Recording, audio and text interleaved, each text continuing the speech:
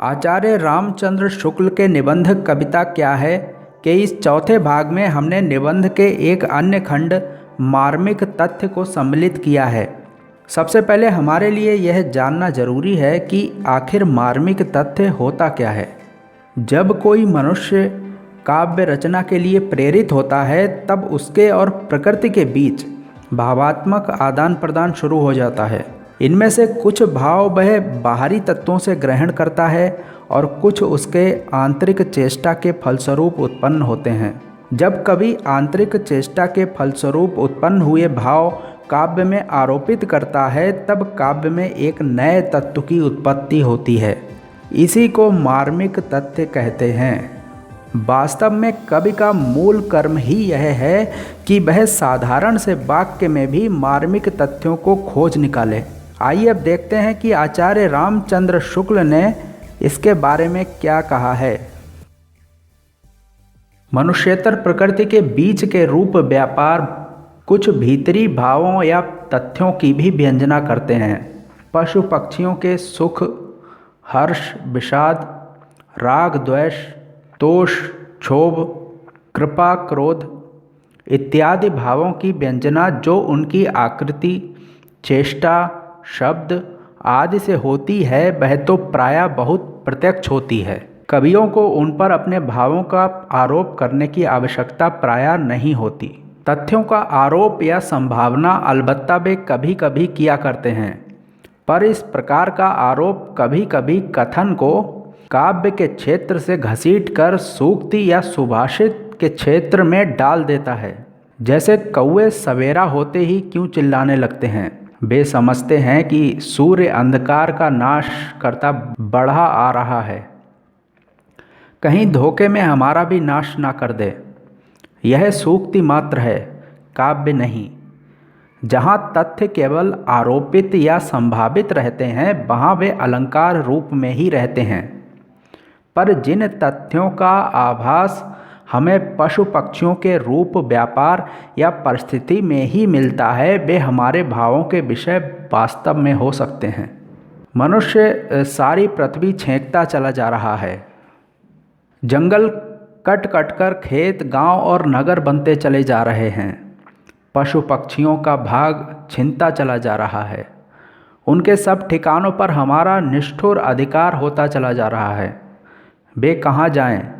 कुछ तो हमारी गुलामी करते हैं, कुछ हमारी बस्ती के भीतर या आसपास रहते हैं और छीन झपट कर अपना हक ले जाते हैं। हम उनके साथ बराबर ऐसा ही व्यवहार करते हैं मानो उन्हें जीने का कोई अधिकार ही नहीं है। इन तथ्यों का सच्चा आभास हमें उनकी परिस्थिति से मिलता है, अतः उनमें से किसी की चेष्टा विशेष में इन तथ्यों की मार्मिक व्यंजना की प्रतीति काव्यानुभूति के अंतर्गत होगी। यदि कोई बंदर हमारे सामने से कोई खाने पीने की चीज़ उठा ले जाए और किसी पेड़ के ऊपर बैठा बैठा हमें घुड़की दे तो काव्य दृष्टि से हमें ऐसा मालूम हो सकता है कि देते हैं घुड़की यह अर्थ ओज भरी हरी, जीने का हमारा अधिकार क्या ना गया रहे, पर प्रतिषेध के प्रसार बीच तेरे नर, क्रीड़ा में जीवन उपाय है हमारा यह, दानी जो हमारे रहे वे भी पास तेरे हुए, उनकी उदारता भी सकता नहीं तू सहे, फूली फली उमंग उपकार की तू, छेंकता है जाता हम जाएं कहाँ तू ही कहे। पेड़ पौधे, लता, गुल्म आदि भी इसी प्रकार कुछ भावों या तथ्यों की व्यंजना करते हैं जो कभी कभी कुछ गूढ़ होती हैं। सामान्य दृष्टि भी वर्षा की झड़ी के पीछे उनके हर्ष और उल्लास को, ग्रीष्म के प्रचंड आतप में उनकी शिथिलता और म्लानता को, शिशिर के कठोर शासन में उनकी दीनता को, मधुकाल में उनके रसोन्माद, उमंग और हास को, प्रबल बात के झकोरों में उनकी विकलता को, प्रकाश के प्रति उनकी ललक को देख सकती है। इसी प्रकार भावुकों के समक्ष वे अपनी रूप, चेष्टा आदि द्वारा कुछ मार्मिक तथ्यों की भी व्यंजना करते हैं। हमारे यहाँ के पुराने अन्योक्तिकारों ने कहीं कहीं इस व्यंजना की ओर ध्यान दिया है। कहीं कहीं का मतलब यह है कि बहुत जगह उन्होंने अपनी भावना का आरोप किया है। उनकी रूप चेष्टा या परिस्थिति से तथ्य चयन नहीं, पर उनकी विशेष विशेष परिस्थितियों की ओर भावुकता से ध्यान देने पर बहुत से मार्मिक तथ्य सामने आते हैं। कोसों तक फैले कड़ी धूप में तपते मैदान के बीच एक अकेला बट वृक्ष दूर तक छाया फैलाए खड़ा है। हवा के झोंकों से उसकी टहनियाँ और पत्ते हिल हिल कर मानो बुला रहे हैं। हम धूप से व्याकुल होकर उसकी ओर बढ़ते हैं। देखते हैं उसकी जड़ के पास एक गाय बैठी आंख मूंदे जुगाली कर रही है। हम लोग उसकी जड़ के पास आराम से जा बैठते हैं। इतने में एक कुत्ता जीभ बाहर निकाले हाँफता हुआ उस छाया के नीचे आता है और हम में से कोई उठकर उसे छड़ी लेकर भगाने लगता है। इस परिस्थिति को देख हम में से कोई भावुक पुरुष उस पेड़ को इस प्रकार संबोधन करे तो कह सकता है, काया की न छाया यह केवल तुम्हारी द्रुम, अंतस के मर्म का प्रकाश यह छाया है, भरी है इसी में वह स्वर्ग स्वप्न धरा अभी, जिसमें न पूरा पूरा नर बह पाया है, शांति सार शीतल प्रसार यह छाया धन्य, प्रीति सा पसारे इसे कैसी हरी काया है। हे नर, तू प्यारा इस तरु का स्वरूप देख, देख फिर घोर रूप तूने जो कमाया है। ऊपर नर क्षेत्र और मनुष्येतर संजीव सृष्टि के क्षेत्र का उल्लेख हुआ है। काव्य दृष्टि कभी तो इन पर अलग अलग रहती है, कभी समष्टि रूप में समस्त जीवन क्षेत्र पर। कहने की आवश्यकता नहीं कि विच्छिन्न दृष्टि की अपेक्षा समष्टि दृष्टि में अधिक व्यापकता और गंभीरता रहती है। काव्य का अनुशीलन करने वाले मात्र जानते हैं कि काव्य दृष्टि सजीव सृष्टि तक ही बद्ध नहीं रहती, वह प्रकृति के उस भाग की ओर भी जाती है जो निर्जीव या जड़ कहलाता है। भूमि, पर्वत, चट्टान, नाले, टीले, मैदान, समुद्र, आकाश, मेघ, नक्षत्र इत्यादि की रूप गति आदि से भी हम सौंदर्य, माधुर्य, भीषणता, भव्यता, विचित्रता, उदासी, उदारता, संपन्नता इत्यादि की भावना प्राप्त करते हैं। कड़कड़ाती धूप के पीछे उमड़ी हुई घटा की श्यामल स्निग्धता और शीतलता का अनुभव मनुष्य क्या, पशु पक्षी पेड़ पौधे तक करते हैं। अपने इधर उधर हरी भरी लहलहाती प्रफुल्लता का विधान करती हुई नदी की अविराम जीवन धारा में हम द्रवित औदार्य का दर्शन करते हैं। पर्वत की ऊंची चोटियों में विशालता और भव्यता का, बात बिलोड़ित जल प्रसार में क्षोभ और आकुलता का, विकीर्ण घन खंड मंडित रश्मि रंजित सांध्य दिग्चल में चमत्कारपूर्ण सौंदर्य का, ताप से तिलमिलाती धरा पर धूल झोंकते हुए अंधड़ के प्रचंड झोंकों में उग्रता और उच्च श्रृंखलता का, बिजली की कपाने वाली कड़क और ज्वालामुखी के ज्वलंत स्फोट में भीषणता का आभास मिलता है। ये सब विश्वरूपी महाकाव्य की भावनाएं या कल्पनाएं हैं। स्वार्थ भूमि से परे पहुँचे हुए सच्चे अनुभूति योगी या कवि इनके दृष्टा मात्र होते हैं।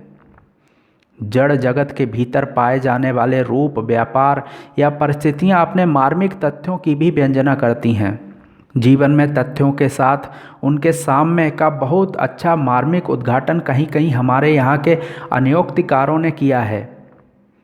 जैसे इधर नर क्षेत्र के बीच देखते हैं तो सुख, समृद्धि और संपन्नता की दशा में दिन रात घेरे रहने वाले, स्तुति का खासा कोलाहल खड़ा करने वाले विपत्ति और दुर्दिन के पास नहीं भटकते। उधर जड़ जगत के भीतर देखते हैं तो भरे हुए सरोवर के किनारे जो पक्षी बराबर कलरव करते रहते हैं, वे उसके सूखने पर अपना अपना रास्ता लेते हैं। कोलाहल सुनि खगन के सरबर जन अनुरागी, ये सब स्वास्थ्य के सखा दुर्दिन दय हैं त्यागी। दुर्दिन दय हैं त्यागी, तोए तेरो जब जय हैं, दूर ही ते तज आस, पास को नहीं आए हैं। इसी प्रकार सूक्ष्म और मार्मिक दृष्टि वालों को और गूढ़ व्यंजना भी मिल सकती है। अपने इधर उधर हरियाली और प्रफुल्लता का विधान करने के लिए यह आवश्यक है कि नदी कुछ काल तक एक बंधी हुई मर्यादा के भीतर बहती रहे। वर्षा की उमड़ी हुई उच्च श्रृंखलता में पोषित हरियाली और प्रफुल्लता का ध्वंस सामने आता है, पर यह उच्च श्रृंखलता और ध्वंस अल्पकालिक होता है और इसके द्वारा आगे के लिए पोषण की नई शक्ति का संचय होता है। उच्च श्रृंखलता नदी की स्थायी वृत्ति नहीं है। नदी के इस स्वरूप के भीतर सूक्ष्म मार्मिक दृष्टि लोक गति के स्वरूप का साक्षात्कार करती है। लोक जीवन की धारा जब एक बंधे मार्ग पर कुछ काल तक अबाध गति से चलने पाती है, तभी सभ्यता के किसी रूप का पूर्ण विकास और उसके भीतर सुख शांति की प्रतिष्ठा होती है। जब जीवन प्रवाह क्षीण और अशक्त पड़ने लगता है और गहरी विषमता आने लगती है, तब नई शक्ति का प्रवाह फूट पड़ता है, जिसमें वेग की उच्च श्रृंखलता के सामने बहुत कुछ ध्वंस भी होता है। पर यह उच्च श्रृंखल वेग जीवन का, यह जगत का नित्य स्वरूप नहीं। पहले कहा जा चुका है कि नर क्षेत्र के भीतर बद्ध रहने वाली काव्य दृष्टि की अपेक्षा संपूर्ण जीवन क्षेत्र और समस्त चराचर के क्षेत्र से मार्मिक तथ्यों का चयन करने वाली दृष्टि उत्तरोत्तर अधिक व्यापक और गंभीर कही जाएगी। जब कभी हमारी भावना का प्रसार इतना विस्तीर्ण और व्यापक होता है कि हम अनन्य व्यक्ति सत्ता के भीतर नर सत्ता के स्थान का अनुभव करते हैं, तब हमारी पार्थक्य बुद्धि का परिहार हो जाता है। उस समय हमारा हृदय ऐसी उच्च भूमि पर पहुंच रहता है जहां उसकी वृत्ति प्रशांत और गंभीर हो जाती है। उसकी अनुभूति का विषय ही कुछ बदल जाता है। तथ्य चाहे नर क्षेत्र के ही हों, चाहे अधिक व्यापक क्षेत्र के हों, कुछ प्रत्यक्ष होते हैं और कुछ गूढ़। जो तथ्य हमारे किसी भाव को उत्पन्न करे, उसे उस भाव का आलंबन कहना चाहिए। ऐसे रसात्मक तथ्य आरंभ में ज्ञानेंद्रियां उपस्थित करती हैं, फिर ज्ञानेंद्रियों द्वारा प्राप्त सामग्री से भावना या कल्पना उनकी योजना करती है। अतः यह कहा जा सकता है कि ज्ञान ही भावों में संचार के लिए मार्ग खोलता है। ज्ञान प्रसार के भीतर ही भाव प्रसार होता है। आरंभ में मनुष्य की चेतना सत्ता अधिकतर इंद्रिय ज्ञान की समष्टि के रूप में ही रही। फिर ज्यों-ज्यों अंतःकरण का विकास होता गया और सभ्यता बढ़ती गई, त्यों-त्यों मनुष्य का ज्ञान बुद्धि व्यवसायात्मक होता गया। अब मनुष्य का ज्ञान क्षेत्र बुद्धि व्यवसायात्मक या विचारात्मक होकर बहुत ही विस्तृत हो गया है। अतः उसके विस्तार के साथ हमें अपने हृदय का विस्तार भी बढ़ाना पड़ेगा। विचारों की क्रिया से वैज्ञानिक विवेचन और अनुसंधान द्वारा उद्घाटित परिस्थितियों और तथ्यों के मर्म स्पर्शी पक्ष का मूर्त और सजीव चित्रण भी, उसका इस रूप में प्रत्यक्षीकरण भी कि वह हमारे किसी भाव का अवलंबन हो सके, कवियों का काम और उच्च काव्य का एक लक्षण होगा।